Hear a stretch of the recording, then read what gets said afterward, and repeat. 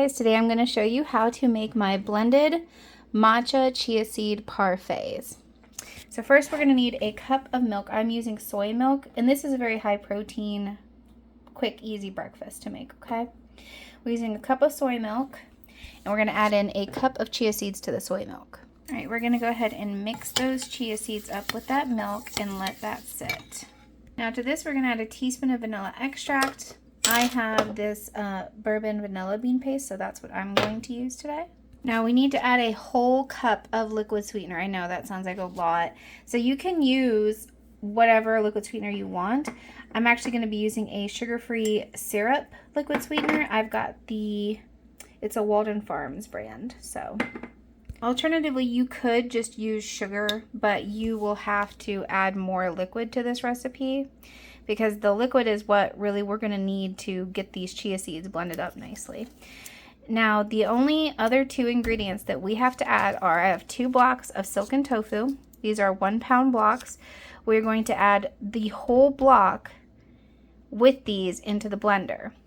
But we're not going to do that quite yet because we're waiting for the chia seeds to soften a little bit. We are going to add 5 teaspoons of matcha powder. All right, and now we are going to mix this all together again. Now it's going to look something like this, kind of like alien eggs.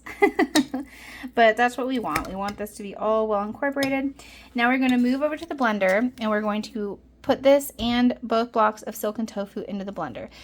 It shouldn't need any more liquid, but if it does, just add a little bit at a time. I would say a couple of tablespoons at a time until you get it to blend.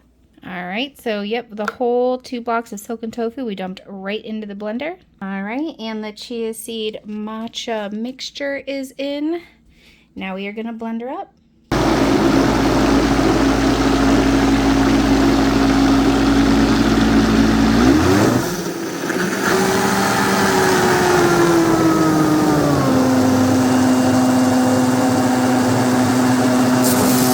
All right.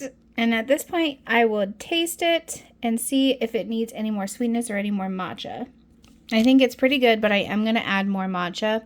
So this is 5 servings worth that we're making here, so I'm going to add 5 more teaspoons of matcha powder. All right, and there it is. Let's give it another taste. Perfect. Oh my gosh. It is so light and creamy. It's sweet, but not too sweet. And the matcha flavor really just, it shines through there. All right, so we're going to put these into individual containers. Like I said, this makes 5 servings. And then I will show you some of the different ways you can dress it up.